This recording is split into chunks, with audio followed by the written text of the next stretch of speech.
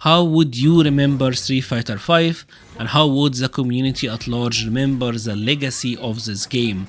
Hello everyone and welcome to a new video. MC Mora here, and today we're gonna talk about this fantastic question that I have gotten over on my Discord by Ashi, and I found it to be really fascinating. As someone who have been playing fighting games, I will say at least trying to be competitive and really learn and get good and all of that, I've been playing since 2008. Obviously played some games as a kid, but I mean that's really like just on super casual level.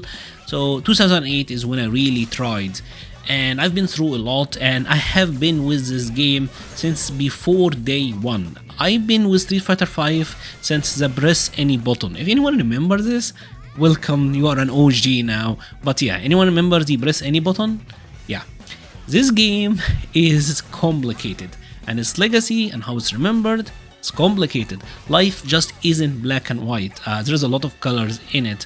I think Street Fighter V will be remembered as a game that had a lot of technical issues with its beta. If you actually been around and you remember that, well, you know, again, like I said, you're an OG. It's a game that had the PC version of the open beta hacked, and data miners kinda found out the DLC characters, and we had them leaked before the game launched. It's a game that launched with little to no content, if you remember this. We didn't even have alternate costumes, we didn't have versus PC, we didn't have the shop. Anyone remember Zennies? I feel like I'm talking about stuff that happened like a couple of decades ago, but time flies, man. But it's also the game that launched with jab anti-airs. Anyone remember jab anti-airs? And the fact that you could do an air throw, and if you happen to do air throw, it would kind of like shrink your hurt box, you wouldn't get hit by jab anti-air. Anyone remember that tech? Anyone remember how the game had invincible reversals in season 1? When Ryu had his medium punch DP, and obviously Ken, Kami, Nikali, etc.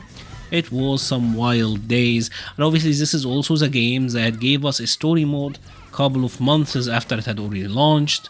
The game that had 8 frames of input lag. And remember season 1 Nash, when people couldn't see anything, I couldn't react to anything, and dashing into buttons or dashing into throw was like a legitimate hard to deal with tactic. That was crazy. And obviously later we got season 2, and season 2 was like the darkest days of Street Fighter V, because this is when we had a lot of talk about the DLC characters, and a lot of people actually thought that we were not getting original characters. Anyone remember Taylor, like when we were gonna get Taylor, or when we were gonna get Rashid's butler? I think his name was Azam, right?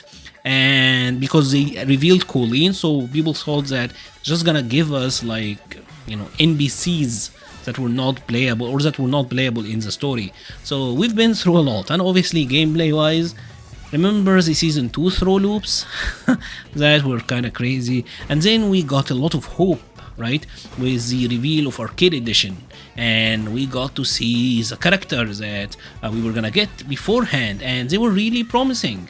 We got like Sakura, which a lot of people kind of had issues with her animations, and during that time, around season 3, Capcom started kind of changing how their animation style worked, and characters started doing like these post-move animations that were really fun.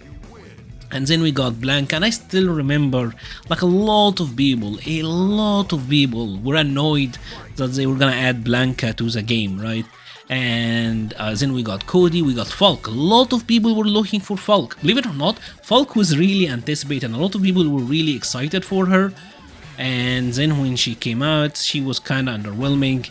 And do you remember how happy everyone was when they revealed Sagat and G at EVO?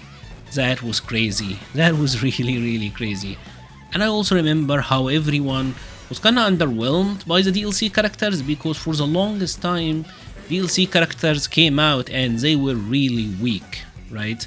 And anyone remember season 2 Ryu? Anyone remember when Daigo tried to like win with season 2 Ryu, and he would try into Banga and he would lose every set? And when Daigo switched to Guile, it feel like a ton of people lost hope in the game at that point. And obviously season 3, when we had Abigail's crazy AE launch Abigail, that was kind of terrorizing the game. And obviously with season 3 we started getting like the crazier V triggers. We're starting to get like Colleen V trigger 2 that was completely busted, and we started to get G, and things were really wild. And then we got Kage, and then they went radio silent and we didn't know anything, and suddenly everyone was really down on the game, and we got the Lucia, Poison and Honda, and no one cared or at least people cared a little, and things were really tough back then. And then they revealed Champion Edition, gave us Gil, and then later they gave us Thess, and Thess came out to be completely, I want to say busted, but Thess was very powerful. It was the first time that they actually gave us very powerful DLC characters right out of the gate. So this game will be remembered by a ton, right? A lot of people hating unreactable moves, Balrog EX dash straight, Urian EX tackle, a lot of skip neutral moves that people don't like, but also how over time the game, in my opinion at least, became really more footsies based. And they will also remember the netcode, because the netcode in Street Fighter V had like a story arc. I don't know if you guys remember this, if you've been around, but we had a story arc. Do you remember when the game had really bad netcode, and then a guy made a patch for the PC version, an unofficial patch, that actually made the netcode a lot better for some people, but crossplay got completely messed up, and people were using that unofficial patch versus console players, and it was awful. And that was I feel like these were the darkest days of Street Fighter V, at least in my opinion. Street Fighter V is very complicated. We have been through a lot of ups, we've been through a lot of downs as well. Things got really dark at some point, at least as for me, as someone who only had access to the PlayStation version during the Ultimore batch. These were some really dark days, because you only were able to play versus other PlayStation users. The player base was really shrinking, and you just lost motivation playing, because if you run into any PC player, you couldn't really play the game, and that was that was pretty sad. But also Street Fighter V is a game that gave me this channel. I know that I've been playing fighting games for a while, but I really do owe a lot of my success, at least on this channel, to Street Fighter V. It's a game where I really try to compete. I know that if you have been around recently, I may not have told you enough for this, but I never intended to be like a content creator. My intentions were always to be competitive.